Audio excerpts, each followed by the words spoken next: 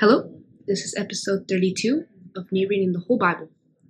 Today, I'm on Genesis 32. So let's read. Get ready your Bibles, and I am reading King James Version. Genesis 32. And Jacob went on his way, and the angels of God met him. And when Jacob saw them, he said, "This is God's host." And he called the name of that place Mahanaim. And Jacob sent messengers before him to Esau his brother unto the land of Seir. Sorry if I pronounce it wrong. The country of Edom. And he commanded them, saying, Thus shall ye speak unto my lord Esau. Thy servant Jacob saith, Thus I have sojourned with Laban, and stayed there until now.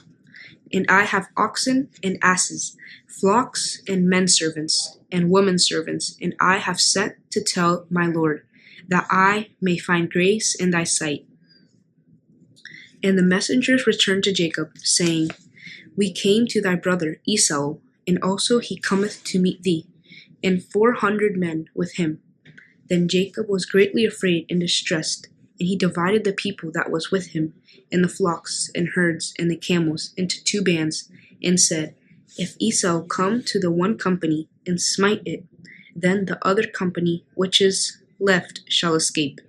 And Jacob said, O God of my father Abraham, and God of my father Isaac, the Lord which saidst unto me, Return unto thy country and to thy kindred, and I will deal well with thee.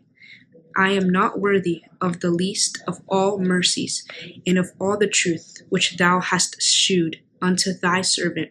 For with my staff I passed over this Jordan, and now I am become 2 bands.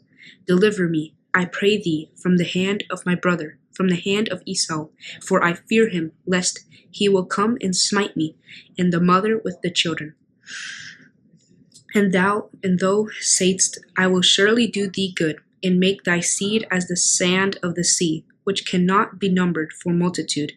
And he lodged there the same night, and took of that which came to his hand a present for Esau his brother, 200 she-goats and 20 he-goats, 200 ewes, and 20 rams, 30 milch camels with their colts, 40 kine and 10 bulls, 20 she-asses, and 10 foals. And he delivered them into the hand of his servants, every drove by themselves, and said unto his servants, Pass over before me, and put a space betwixt drove and drove. And he commanded the foremost, saying, When Esau, my brother, meeteth thee, and asketh thee, saying, Whose art thou, and whither goest thou? And whose are these before thee? Then thou shalt say, They be thy servant Jacob's. It is a present sent unto my lord Esau, and behold, also he is behind us. And so commandeth he the second and the third, and all that followed the droves, saying, On this manner shall ye speak unto Esau, when ye find him. And say ye, moreover, Behold, thy servant Jacob is behind us.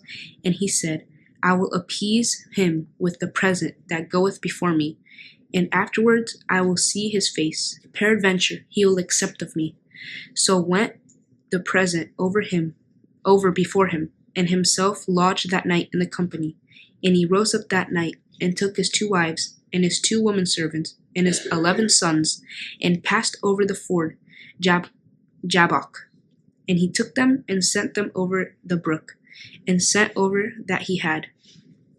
And Jacob was left alone, and there wrestled a man with him until the breaking of the day. And when he saw that he prevailed not against him, he touched the hollow of his thigh, and the hollow of Jacob's thigh was out of joint, as he wrestled with him.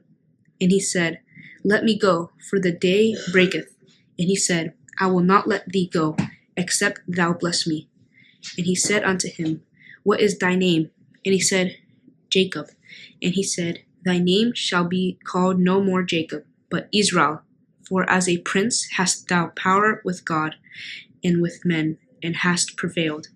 And Jacob asked him and said, Tell me, I pray thee, thy name. And he said, Wherefore is it that thou dost ask after my name?